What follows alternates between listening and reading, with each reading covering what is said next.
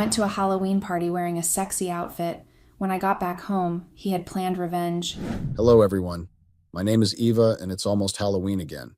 Every year this comes around, I think of what I've done, and I figured it's probably better to let it all out. I should probably start at the beginning of the chaos.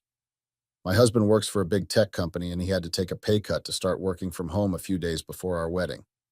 This was because I got into an accident just days before our wedding, and I couldn't walk. But Brian didn't care. We walked down the aisle together with me in a wheelchair, and he took care of me for a year before I could get back on my feet.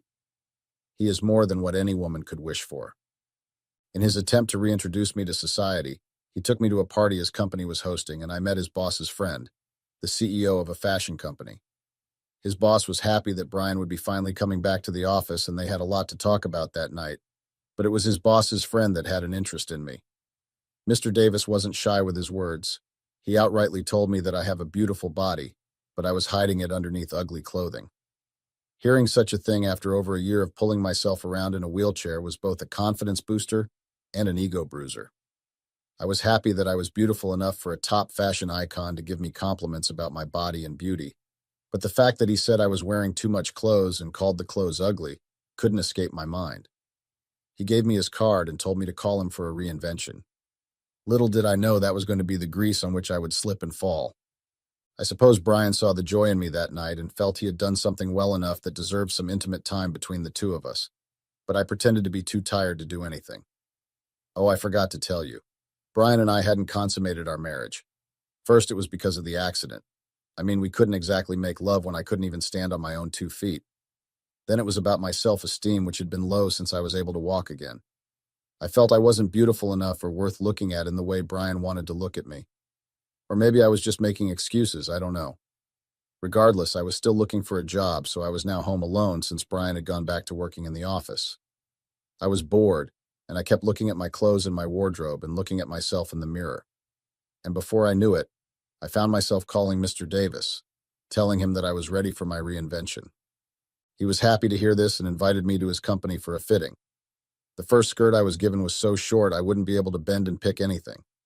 I wore that with some fluffy crop top and heels, and when I stood in front of a human-sized mirror, I couldn't believe it was me. I felt beautiful. I felt powerful. A tear rolled out my right eye, and Mr. Davis was proud of himself. But he didn't stop there. He gave me some more clothes to try on, each one more sultry than the last. I loved every single one of them, and I didn't even know which one to choose. I would walk back and forth so he could see how the outfits looked on me, and he was impressed each time. When we were done with all the testing, I went to him and told him that they were all pretty, but I couldn't take all of them, so I'd just buy 3. He laughed his lungs out and told me that those outfits weren't for sale. They weren't even in the market yet. They were just his personal experiments and that they were all for me. My tongue almost fell out my mouth. He was giving me all the clothes I tested that day. They were 3 times the amount of my current wardrobe, which was already a lot. I was still in awe when he said that he had a proposition for me. I was happy to hear whatever proposition he had. After all, he just offered me clothes and shoes that would have been worth several millions. He told me that the clothes and shoes were mine regardless of my decision, but that more than half of those clothes would never be worn with the life I live, and I wouldn't be able to show off my worth. But if I came to work for him, the reverse would be the case, and that he would pay me handsomely. I couldn't believe it. He wanted me to be an escort, someone who simply follows him to premieres, parties, and shows while wearing his clothes. I was flattered, and the money was so impressive it almost matched Brian's pay. But it wasn't just about the money. I just felt seen by this icon. It made me feel special, like I could do anything. So without even hesitating, I agreed. When I went home, I didn't know if I should tell Brian because I didn't want him to get the wrong idea, especially given the kind of clothing I was going to be putting on for the job. So I decided not to tell him, not yet at least. I didn't have it in me to do that. So I put the clothes in a bedroom we weren't using. The first time Mr. Davis called was when he was going for a movie premiere, and he wanted me to go with him. He told me exactly what you wear, and I did that. By the time I walked into the venue beside him, all the cameras turned to us. It was like I was this celebrity with the world at her feet. Mr. Davis was happy with the results that night. Everyone kept asking about the dress and asking who I was. I never gave anyone my name, but a lot of people gave me their cards, hoping to work with me. My life felt like a dream, attending balls, premieres, fashion shows. It was like nothing could ever go wrong. I tried my best to hide my new identity from my husband, and given that he was always working, he didn't have the time to notice things that were well hidden. I couldn't imagine how he would feel if he found out that his wife was going around half naked before cameras and hundreds of people. But you know what they say, there are three things that can't be hidden for long: the sun, the moon, and the truth. On Halloween, Brian was going out. He had work, and he spent a long time apologizing about how he wouldn't be able to spend Halloween with me. Since he was back in the office, his boss was drowning him in work. And that was working very well for me, especially because of my life as Mr. Davis's walking mannequin. Brian asked me what I was going to do in his absence, and I told that I would simply hand out candy to the children who would come knocking. He laughed and gave me a kiss on the forehead, telling me that he would see me the next day, and that he loved me very much. Then he finally left, and I felt relieved.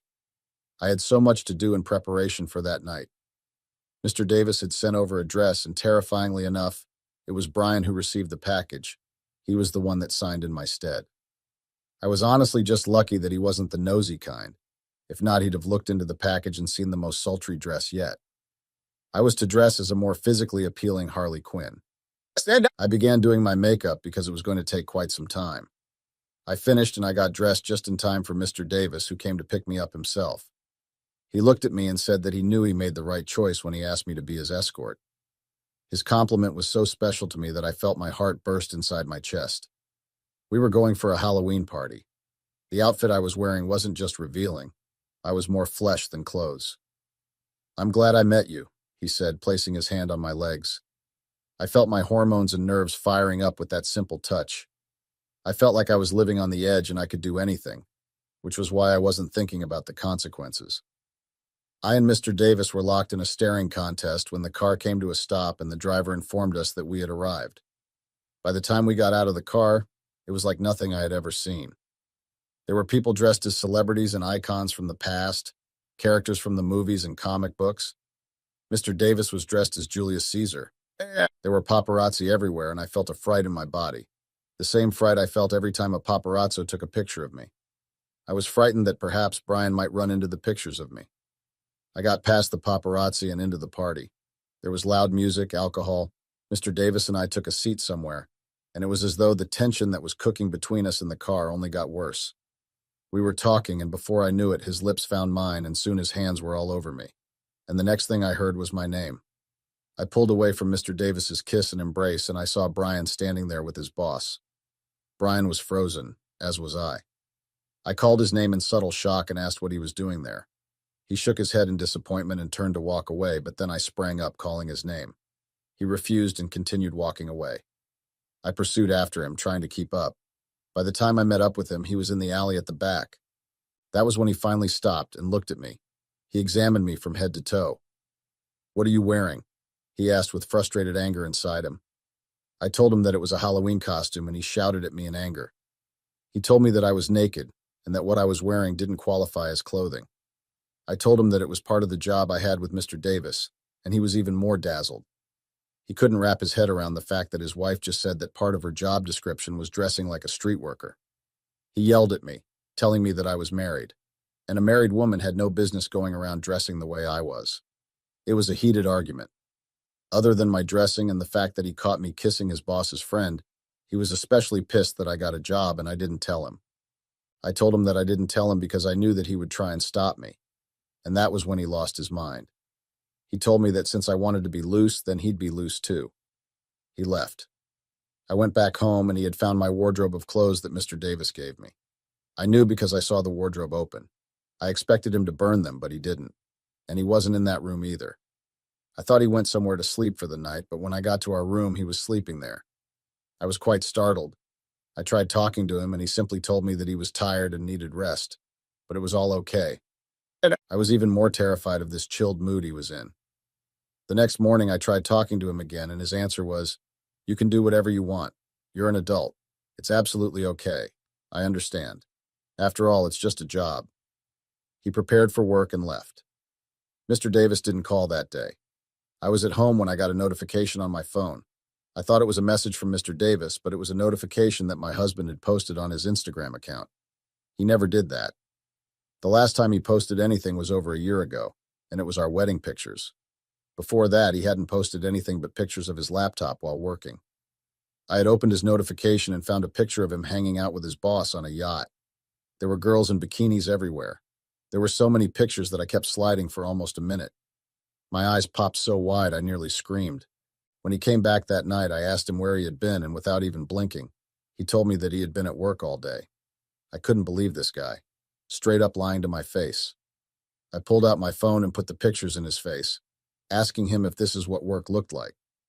He didn't even skip a bit as he confirmed that. He said that his boss took him to his yacht, so he worked from the yacht while his boss invited some people over. He then asked me why I was looking so worked up. I didn't have an answer, so I told him it was nothing. That night, I heard him making a long call. The call lasted almost 2 hours, and it was filled with giggles and "I miss yous." I couldn't sleep. There was nothing anyone could say to me to convince me otherwise. Brian was cheating on me. The next morning, I asked him who he was on call with, and he told me that it was his ex. My knees felt weak after he said that. If that girl had her way, she'd lock me up if it meant being with Brian. But luckily, he chose me. So why was he suddenly talking to her and telling her he missed her? He refused to give me any explanation. He said we were all adults and that we could do whatever we wanted. That night, I got several notifications from his Instagram account showing that he was at a strip club. I almost had a heart attack. I couldn't understand what had come over Brian. This wasn't the man I married. I looked through his account and he had been posting nonstop hanging out. And when I went down, he had deleted our wedding pictures. It was more than I could tolerate. I decided that if this was how he wanted to play this game, then I'd play it too. I called Mr. Davis and he told me he was honestly shocked to hear from me, given the last encounter with my husband. I told him that Brian understood that I was just working. He was impressed and told me that he was having a ball that night. Of course, I jumped at the opportunity. I went, and all the while we were sitting together, I kept praying that Mr. Davis's hand would land on my leg like it did that Halloween night. The ball ended and nothing happened. He dropped me off at my place and I asked him if he'd like to come in. He refused. It was like he had decided not to be sensual with me. I asked him if I wasn't beautiful enough for him anymore. But he assured me that I'm still the most beautiful woman he knows. After which he drove off. I was shocked and didn't understand what was going on, but I felt an itch that needed to be satisfied that night. So I boarded a taxi and went to my ex's house, which was 2 hours away. I knocked on his doors and he was shocked to see me, but I knew Daryl still loved me. So of course he welcomed me with open arms when I kissed him out of the blue and he took me in, locking the door behind him. We had the time of our lives that night, and I was more than satisfied. The next morning I left his house, and just as I was about to cross the street, I saw Brian standing across and my muscles froze instantly. He had this smile on his face, not the happy kind, but the I knew it kind. I hurried to him and asked him what he was doing there. He said he just wanted to confirm his suspicions. I asked what suspicions, and he told me that he wanted to confirm how bad of a wife and a person I was. He told me that he knew where I went the day I had my accident. I went for one last hurrah with my ex, Daryl, and it was on my way back that I got into the accident that crippled me for the first year of my marriage. When he said this, I staggered back, shocked. He knew and he didn't care. He took care of me.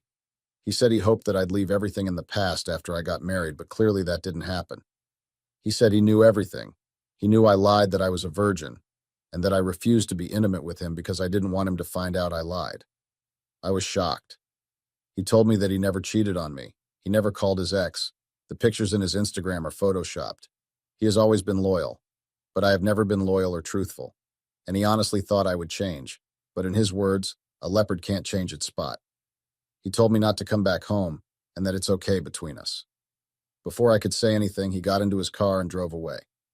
I couldn't believe it. I think I've lost everything. What should I do? Please help me. I really love Brian. I don't know why I did what I did. Update. Hello everyone, it's me and I'm back again. The last time I posted here, I received a lot of judgment from a lot of you. Please, I do not need that. Stop sending hate my way. I'm already going through a lot. I did something wrong and so did many of you. I'm not perfect, you're not perfect, no one is perfect. And please stop saying I don't deserve forgiveness. I do. Everyone does. Although my husband has refused to forgive me, he said there's no going back and I don't blame him. I understand the hurt and pain that I have caused him, but given the situation the temptation was inevitable. And I wish I could go back in time and right all my wrongs, but I know that's not possible. But I still pray and hope for another chance. I have cried and begged Brian because I can't bear the thought of losing him or navigating life without him, but he doesn't buy my apologies. He said I knew exactly what I was doing and that I don't deserve him. And that's true. Brian is the best husband for anyone, and especially me, but that doesn't mean I don't love him. I love him and I still want him back.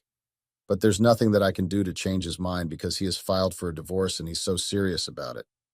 I was so desperate to the point that I had to go to his boss and begged him to plead with Brian to take me back, and unfortunately his boss also shared the same view with him. They can't see beyond what I did to Brian. It's so sad and I don't know what to do anymore. I hate myself for doing that to him, for ruining something so perfect. I tried to move on, but I couldn't. I even went to Mr. Davis, but he denied me any job opportunity. He dumped me as well.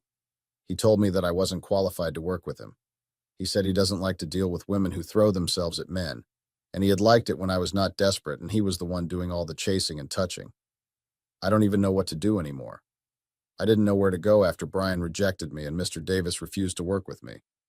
So I lodged in a hotel for a while and exhausted the little money I had, so I was left with no choice than to move in with Daryl, my foolish ex. I hate him so much now, and I can't believe I risked my marriage because of him. A man like him that can't even take care of me. He is very broke, and he is busy flirting around with other women right in front of me, and he is claiming I don't own him, and we are not dating, so he can do whatever the hell he wants.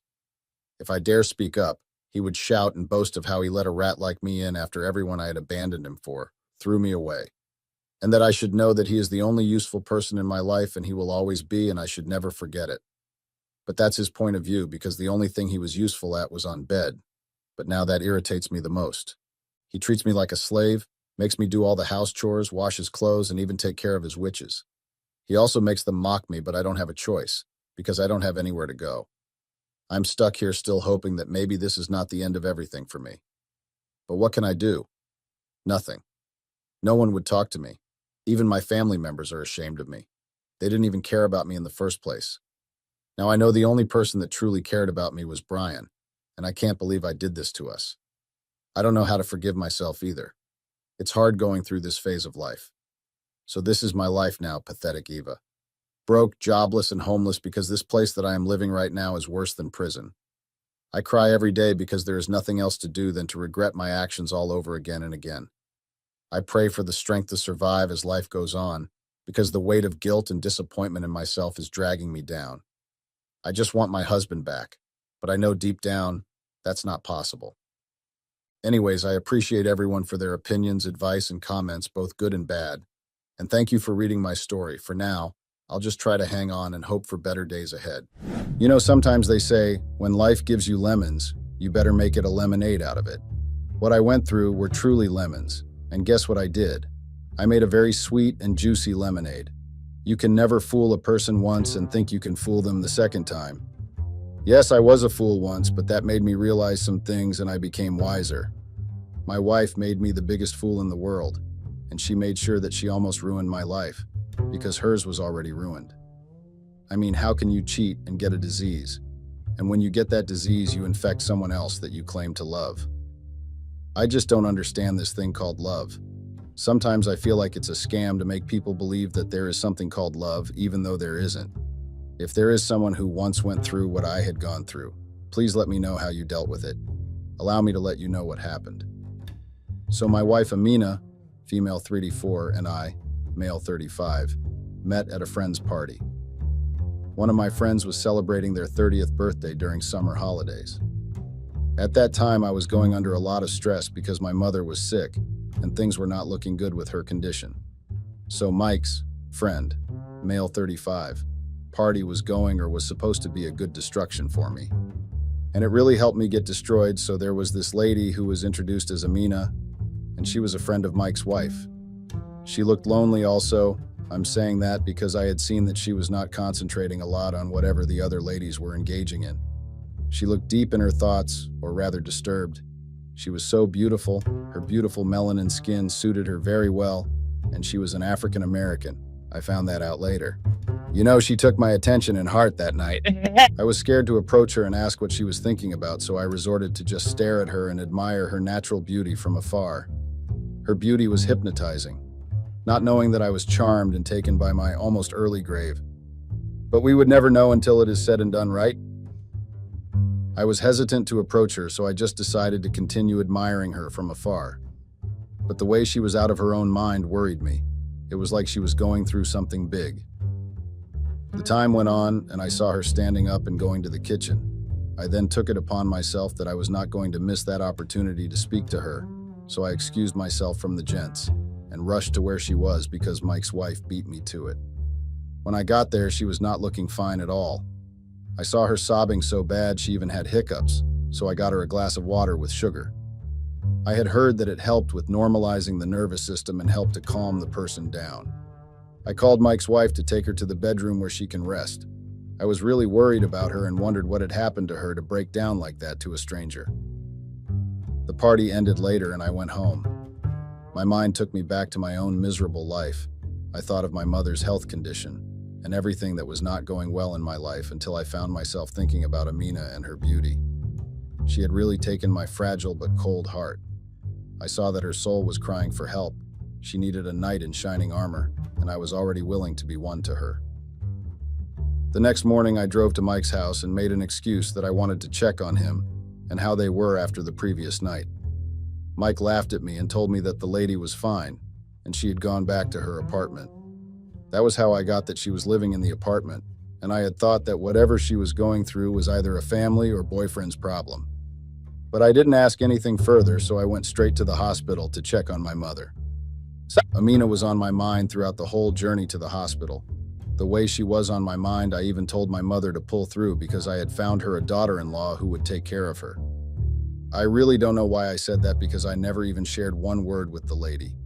Mind you, I didn't even know where she was staying, but my heart was beating drums whenever I was thinking of her. Was I already in love? I mean, her beauty has already taken me away, so maybe I would say it was love at first sight. A week later, I went to this cafe, name withheld, to have a meeting with an investor of the IT company I had started, but I didn't have much capital to launch it, so I needed an investor to help me boost it and get more clients. So when I got into the cafe, she was the one who came to the table that I was sitting on. I didn't see her at first when she approached the table because I was busy going through my proposal. She greeted and welcomed me, then asked if I would love to order anything or a drink.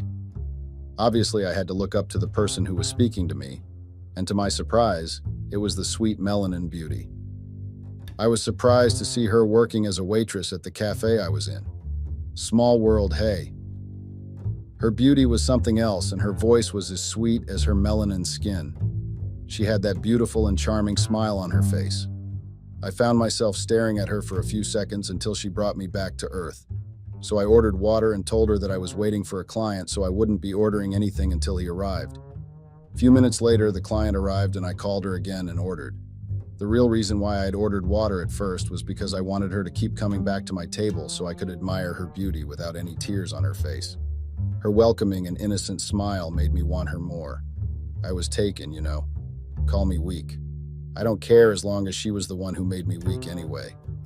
But being weak to me, it took me straight to hell and back. After the meeting I had, I decided to stay a little longer, hoping that maybe I would get a chance to speak to her. I requested her service again, but that time I didn't really want to order, but to at least get her name from her. I had already got it, but I felt like I wanted to get it from her.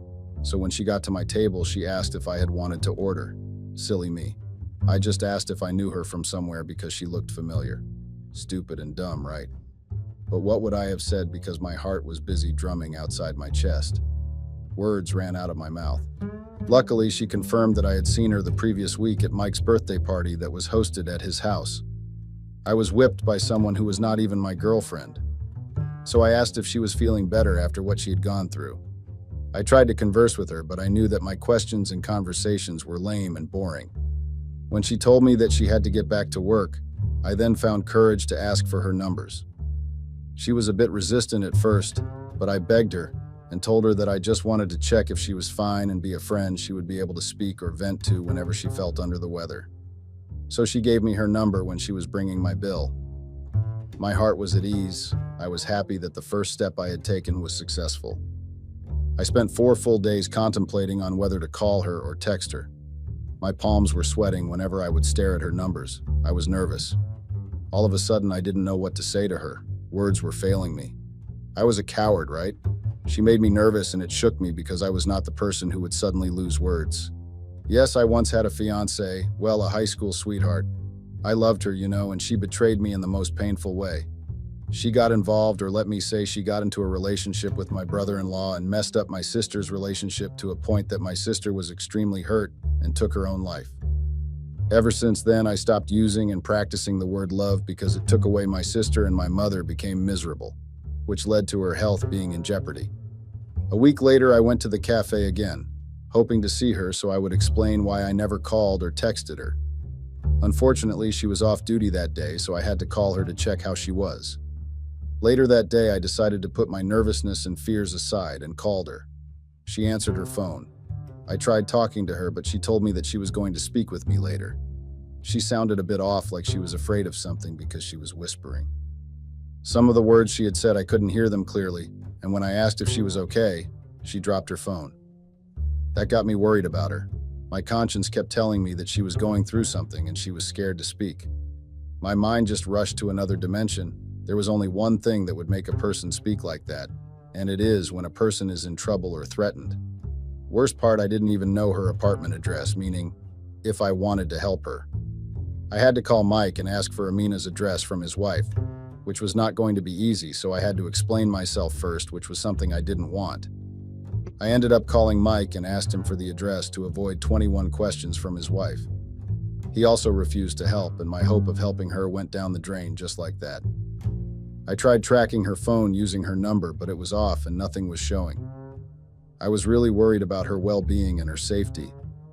I got scared of losing her because women were murdered each and every day in this world, so my thoughts were running too wild. Another week passed, and I received a call from Amina. It was surprising because she had been quiet since the first and last call I had made to her, and Mike's wife didn't get back to me when she went to check on her. I was relieved when I got her call. She assured me that she was fine.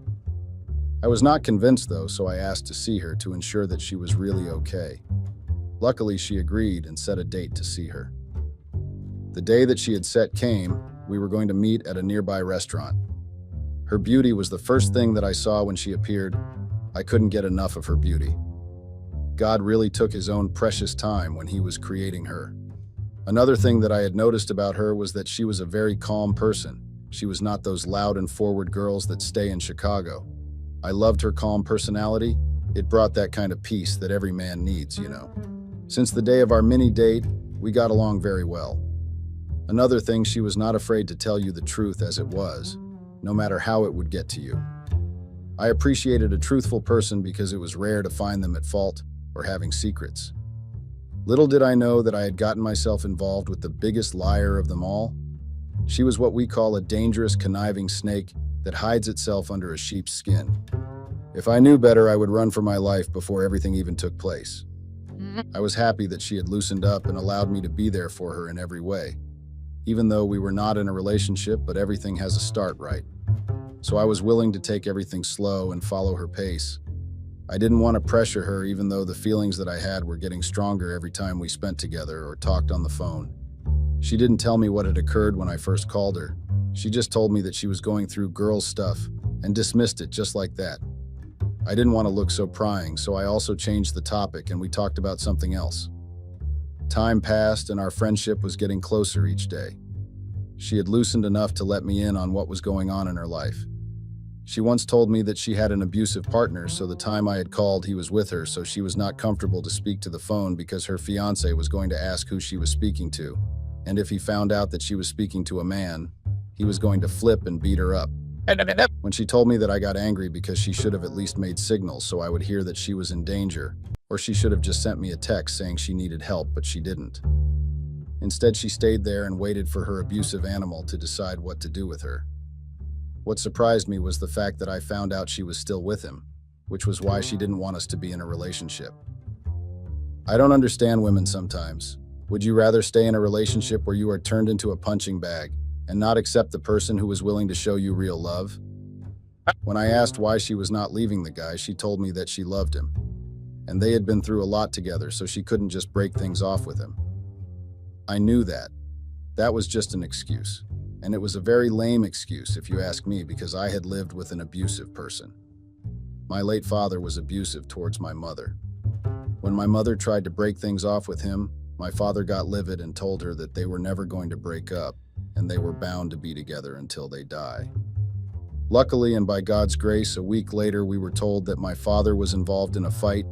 He was drunk, so he started a fight with the wrong crowd, and he got stabbed. Unfortunately, he didn't make it. He passed on his way to the hospital. That was the day my mother got her freedom back and she became herself again. And that was the day we experienced our mother's love, because she was always doing everything right to please my abusive father, to a point that she even forgot to think of her children and love them first before a man that was abusive. So I knew how abusive people act and think. I vowed to myself that whenever I get into a relationship, I would treat women with respect and show them true love. But where did that take me? I got cheated on. And the worst part was with my sister's man, the person who was supposed to show my sister love. But he disrespected her in a most cruel way. Some men are sickos and they don't deserve great women. I hated and still hate my ex-fiancé and my ex-brother-in-law because their affair didn't only destroy relationships, but it also took my sister's life. My sister loved her man so much to a point that she would defend him when people were giving her warnings about her fiancé, and when she found out that what people were saying was true.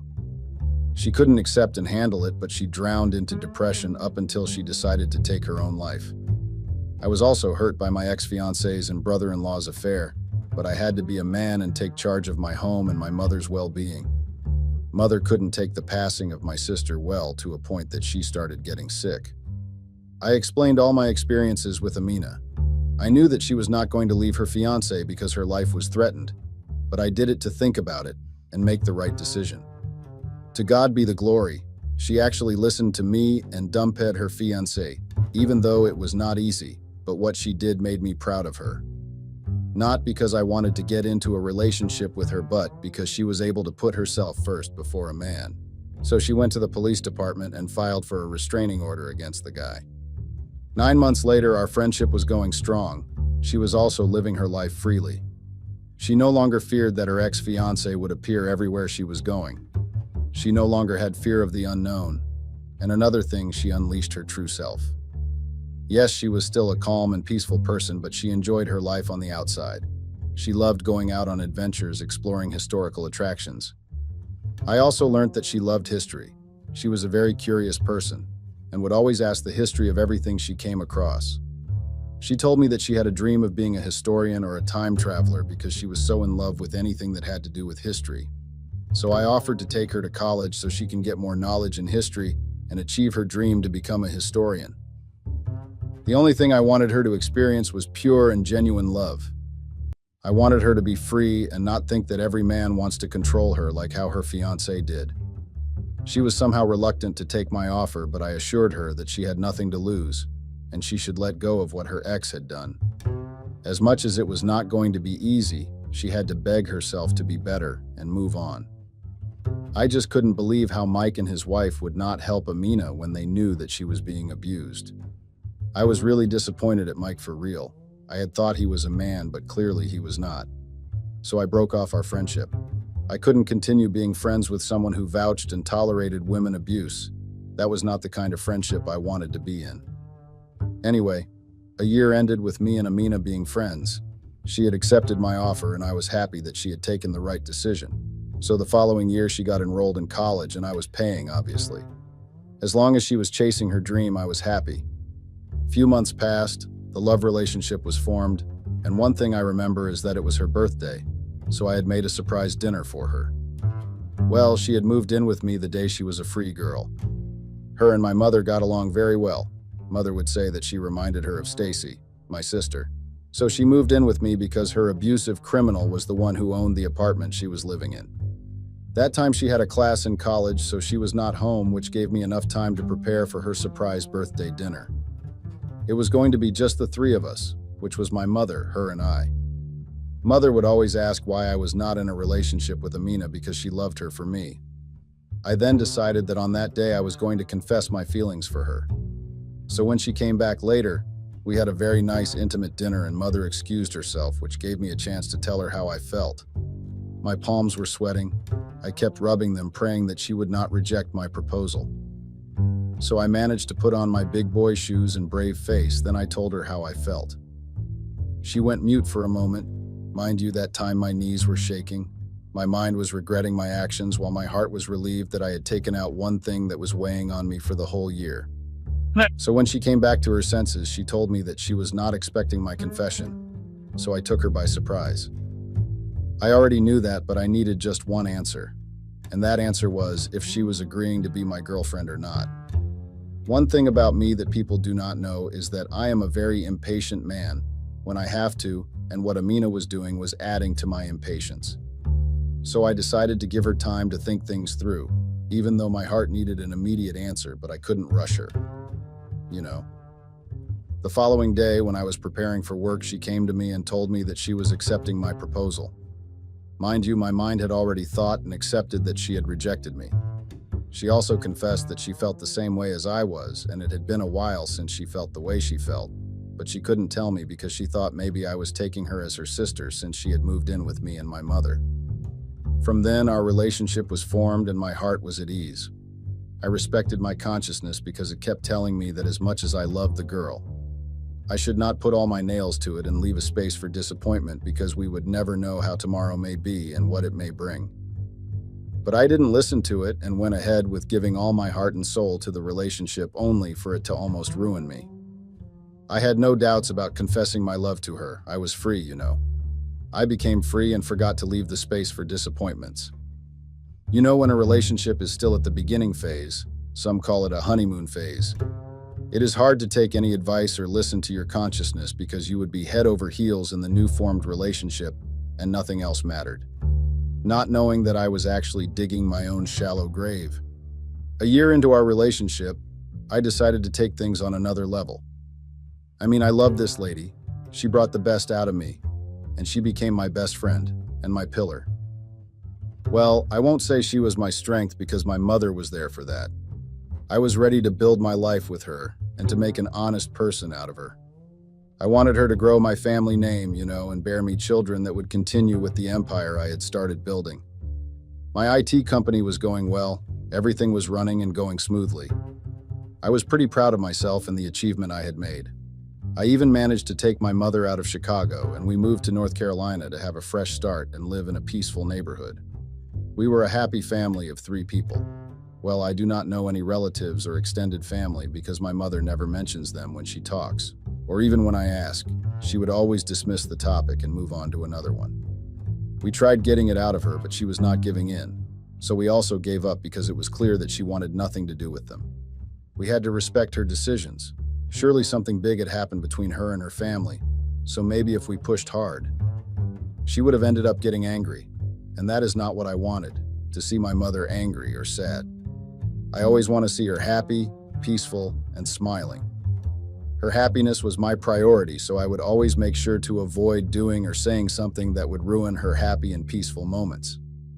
Anyway, I proposed to Amina, and obviously she said yes. We had decided to start planning for our wedding in 9 months because she was busy at school, traveling and visiting historical sites. I respected her decision even though I wanted to marry her the same day I had proposed to her. I mean, she didn't have any family members. She once told me that her extended family had disowned her after her grandmother had passed on, and she didn't know her parents. She never heard anything about them. 9 months passed and she was available to start with the wedding preparations. She came with the decision that our wedding would take place in 6 months because she didn't need any pressure of planning. She needed all the time so she could get everything she needed. I tried complaining about that, but my mother told me that every woman wants perfection when planning their big day, so I had to be patient and follow her lead, so I obliged. During the planning of the wedding, she was going out a lot. Apparently, she had got friends at the college, so they were helping her in planning. The only thing I had contributed in the planning was capital. It was her and her newly found friends that I didn't even know about or know their name. My conscience kept telling me that something was smelling fishy and I had to pay attention to everything. My IT mind took control, and I started bugging her phone because she was also acting strange. When I talked to my mother about it, she told me that it may be the wedding nerves because a month had already passed of Amina planning the wedding. I didn't understand why she didn't want us to hire a planner because it's every woman's dream to get a planner for their wedding. Or am I wrong? She was too obsessed with the wedding planning, or maybe that was what I thought. so I was busy tracking her phone's coordinates. I found out that she was spending a lot of time in one hotel in South Carolina. I got confused on what she was doing in South Carolina because there were boutiques and everything she needed here in North Carolina. That raised an eyebrow because she was no longer traveling to those historical sites that she was visiting to study. So one day she came back from the same hotel, because that was what my computer was telling me. I asked where she was coming from. She told me that she was looking for a wedding dress, so she went to South Carolina because she didn't get the dress she liked around here. I didn't understand and believe her explanation because there was no dress that was being sold in a hotel in South Carolina. My suspicions grew more. My consciousness was telling me that she was cheating, and I had to find out who she was cheating with instead of planning for our wedding. A piece of me wanted to call off the whole thing and let her go. So 4 months before our wedding, she started coming back to being the Amina I fell in love with. We would spend most of our free time together, going through how we wanted our wedding to be like. We were in love again. Well, that was what I had thought, but nope, the girl had an agenda. So one night I came back from work later than usual, so I couldn't join her and my mother for dinner. When I got to our bedroom, she was wearing very sexy lingerie. I got tempted in an instant. As much as I was tired, I couldn't resist her beautiful melanin body. One thing about Amina, she was really gifted when it came to the body. She had the most perfect body, and I loved every part of it. So we did the things that engaged people do, and it was really amazing as always. But that night she went extra, and I enjoyed every moment of it. A week later, I started getting sick. I started seeing a discharge and itchiness in my private part that I didn't even know where it came from. I had pains around my pelvis. I also started going to the bathroom more frequently. That was really unusual to me because I had never experienced something like that before, and it really worried me because I didn't know what was going on. I had thought I had a deadly disease, so I told my mother what I was going through. And another thing, I felt like less of a man because I couldn't even satisfy my fiancé anymore. And that led her back to her constant going out. My mother told me that what I was experiencing were symptoms of STI. I couldn't believe her. She then told me to visit the doctor for a checkup just to be sure that it was not an STI. So I took a leave of absence at work and went to the doctor because I was really worried and was scared to lose Amina. What was happening to me was really scary, and the only thing that was ringing in my head was cancer or a very serious and deadly condition. So when I got to the doctor, he confirmed my mother's suspicions. Indeed, I had an STI, and the doctor requested that I bring my partner along to make sure that she was not infected. I was so confused by what the doctor said when he said he wanted to check if my partner was not infected. So in my mind, it came like the doctor suspected that I was cheating and had possibilities that I had infected my partner, which made me think that maybe I had gotten it from Amina. I mean, she was constantly going to a hotel in South Carolina, claiming that she was looking for a wedding dress at the same hotel. I got angry because the last time we had been intimate was when she surprised me with lingerie, but where did she get it from? So I waited for her to get back from whoever she was coming from. That day, I didn't even bother checking her cell phone coordinates because I was going through my own thing. My mother kept telling me to calm down and talk to Amina in a calm manner, but I was too livid for any normal conversation. So when she came back, I asked her to go with me to the doctor. She started by throwing tantrums when I suggested that and asked if I didn't trust her. Her outburst confused me and made me angrier because it showed that she knew something. So I asked her politely about her whereabouts and told her not to think of lying to me. Then she told me the most shocking thing ever. She revealed that she had gotten back with her abusive ex-fiancé, and she had been spending most of her time in a hotel in South Carolina with him. She started apologizing about that and told me that she was scared to tell me that she had an STI, so she slept with me that day because she wanted to put a blame on me and make me look like I was the cheater. I couldn't believe my ears. I had thought maybe I had heard wrong, but no, the bitch had the nerve to tell me that. I couldn't control myself. I found myself straggling her on our bed until my mother burst into our bedroom and begged me to stop. I saw the trauma on my mother's face and Amina's since they were survivors of abusive relationships. Well, Amina had gone back to her abuser, so I won't count her. She was the dumbest woman I had ever met. So I decided to just leave the house and went to the hotel and hacked their CCTV system to check the room that Amina was spending time in with her criminal and to see what was happening. When I got it, I watched the videos of them getting all kinky on each other. My blood boiled, so I created fake accounts on social media and posted the videos online. I was hurt, angry, disappointed, and impetuous. I wanted to destroy her life just like how she did with mine. She was selfish to infect me with her infection, and she thought I was not going to find out. The videos started trending and I broke things off with her. My mother was really hurt because she had taken her as a daughter, but she disappointed her. I told her to leave, and I was glad that she was earning her own money, so there was nothing that was going to connect me with her anymore. I hated her, and I still do. What she did was the most cruel thing a person could do to another person. She kept apologizing, but I was not going to forgive her.